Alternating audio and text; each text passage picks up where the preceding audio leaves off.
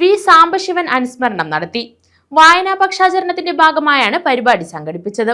Mynagappally Edavanassery Kavitha library arts and sports ക്ലബ്ബാണ് അനുസ്മരണം സംഘടിപ്പിച്ചത്. മൈനാഗപ്പള്ളി ഇടവനശ്ശേരി കവിത library arts and sports ക്ലബിന്റെ നേതൃത്വത്തിലാണ് വായനാ പക്ഷാചരണത്തോടനുബന്ധിച്ച് വി സാംബശിവൻ അനുസ്മരണവും കഥാപ്രസംഗവും സംഘടിപ്പിച്ചത്. പ്ലാമൂട്ടയിൽ ചന്തയിൽ സംഘടിപ്പിച്ച അനുസ്മരണ സമ്മേളനം taluk library council secretary S Sasikumar ഉദ്ഘാടനം ചെയ്തു. എന്റെ ജീവിതത്തിലെ ആദ്യത്തെ കഥാപ്രസംഗ അനുഭവം അത് അച്ഛന്റെ കഥ കേട്ടാണ്. ആ ഒഥല്ലോ പിൽക്കാലത്ത് ഞാൻ പറയുകയുണ്ടായി. അങ്ങനെ ഒരു അക്ഷരവും പിടികിട്ടാതെ കേട്ടു തുടങ്ങിയൊരു കഥ പിന്നീട് വേദിയിൽ നിരന്തരം അവതരിപ്പിക്കാനുള്ള ഒരു ഭാഗ്യം എനിക്കുണ്ടായി. അത് 1996 ജനുവരി 13 അത് സംഭവിച്ചത്.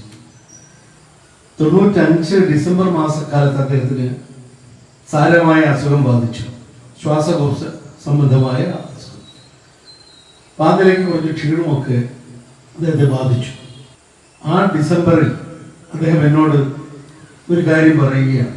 ജീവിതത്തിൽ ഒരിക്കൽ പോലും പറഞ്ഞിട്ടില്ലാത്തൊരു കാര്യം, അല്ലെങ്കിൽ ഒരിക്കൽ പറഞ്ഞതിന് വിരുദ്ധമായ അല്ലെങ്കിൽ വിപരീതമായ ഒരാശയം. കഥാപ്രസംഗ വേദിയിൽ എന്നെ പിന്തുടർന്ന് കഥ പറയാമോ എന്നോട് ചോദിക്കും. ഗ്രന്ഥശാല പ്രസിഡന്റ് ആർ മദനമോഹനൻ അധ്യക്ഷത വഹിച്ചു. നിങ്ങൾ ഇത്തരത്തിൽ കഥകൾ അവതരിപ്പിക്കൂ എന്ന് ഉപദേശിക്കുകയും നാടിന്റെ മാറ്റത്തിന് അനുയോജ്യമായ കാര്യങ്ങളിലേക്ക് കടക്കാൻ ജനങ്ങളെ ഉത്ബോധിപ്പിക്കാനുള്ള ഏറ്റവും ഉചിതമായ മാർഗം കഥാപ്രസംഗമാണെന്ന് തിരിച്ചറിയുകയാണ്. ഒരുപക്ഷെ അതിൽ മുഖ്യനായ ഒരാളിന്റെ പേര് കുമാരനാശാൻ എന്നാണ്.